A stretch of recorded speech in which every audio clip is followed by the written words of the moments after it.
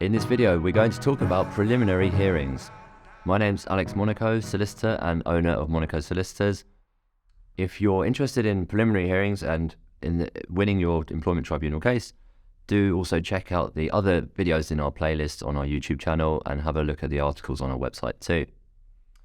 So the topics we're going to look at in this video are: what is a preliminary hearing? What topics does a preliminary hearing contain?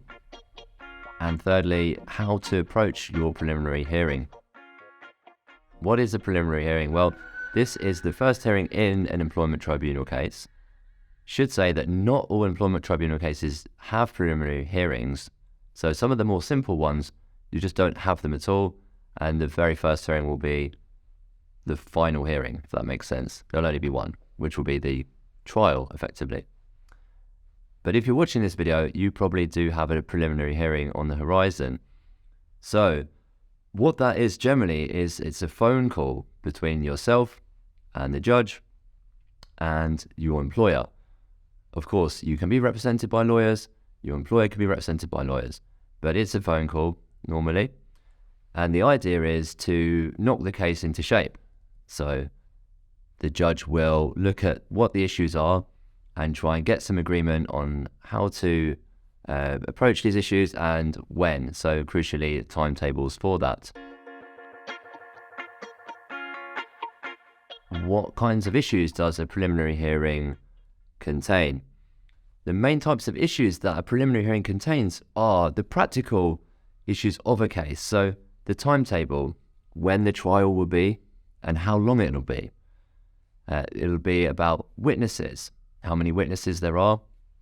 Then there'll be a section on documents. It needs to be agreed who's going to prepare the bundles of documents and when all those things will take place. And then any other issues that are specific to the case.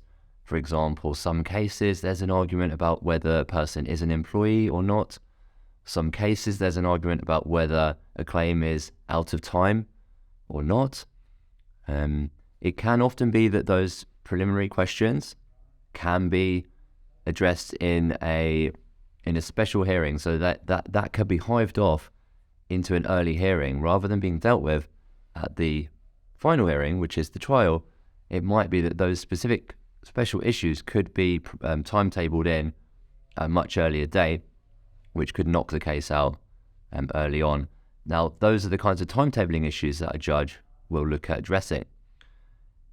Those other factors about the number of documents there are and the number of witnesses that there are, those factors also feed into the timetabling as well. You've got to remember with timetabling, you've got these two competing interests as a claimant. One is that you want your case heard as soon as possible because you want to get on with your life and you don't want to spend a year or two, which in the extreme cases, it can be a year or two before a hearing is scheduled in, waiting around. On the other hand, you do want to give yourself the plenty of time and in a comfortable way to put your case to the tribunal when it comes up for final hearing.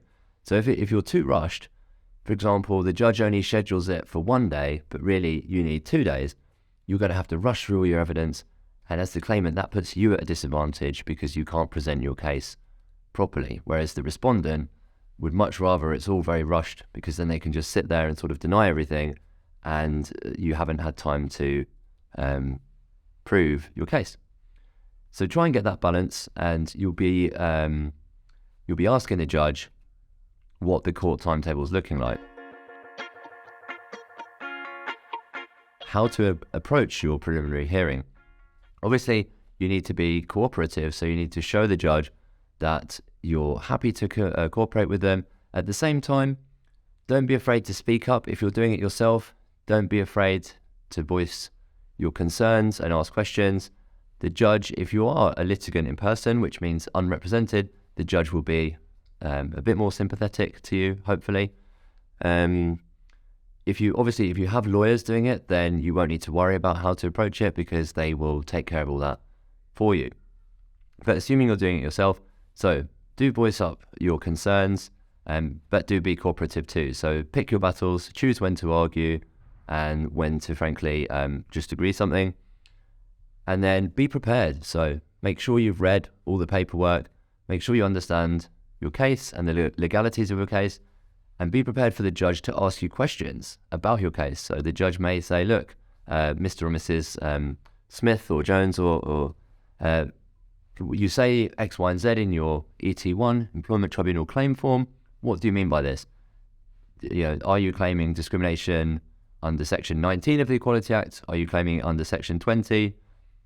You need to be prepared to answer questions about the legalities of your case, and also how many witnesses you're going to bring and how many documents you're going to bring. On the documents point, don't be too concerned about who prepares all the bundles, because normally the respondent, which is the employer, is tasked with preparing the document bundles. So they will be doing all of the photocopying and posting those bundles, luckily. What you will have to do is you'll have to prepare a list of your documents. So be prepared, basically. Be professional, polite, but also be, firm as well as fair. So all of that said, if you do need legal advice, it is probably a good idea to get a lawyer to do your preliminary hearing if you can afford it.